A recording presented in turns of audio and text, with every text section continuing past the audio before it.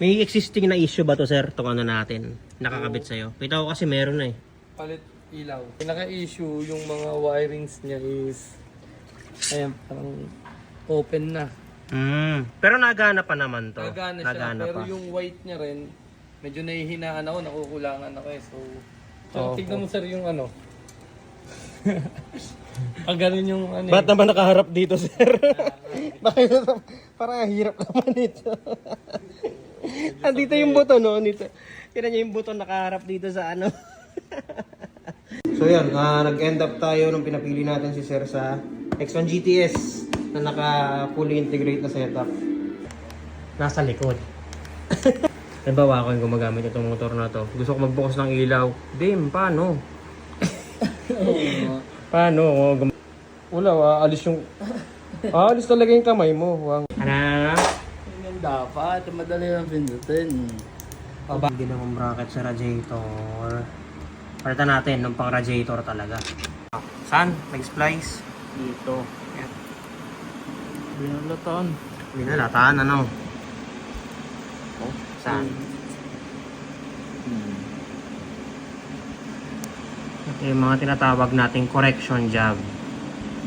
Kasi whatever na ginawa nung nauna, yung mga splicing, gawa ng mga naunang gumawa, i-correct natin at binabalik natin dun sa original. So, sa case kasi nito, syempre kailangan natin bunutin. Hindi naman pwedeng basta binunot lang. Kailangan kung ano man yung dating kailangan yung mga mali dun sa dating ginawa or yung mga maling topping, i-correct natin. Balat, no? Balat na balat, no? Nating gamitin mo yung liquid electrical tape. May heat resistant tape naman pambalot ulit.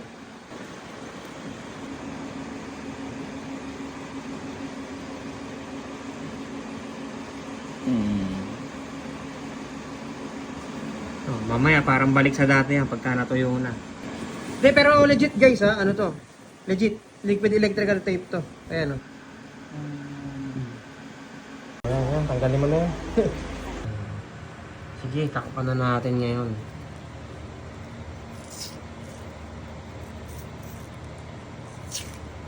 Oh, so, di ba?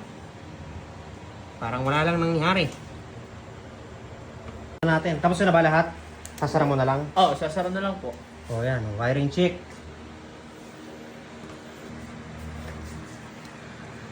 Pati wiring ng lights.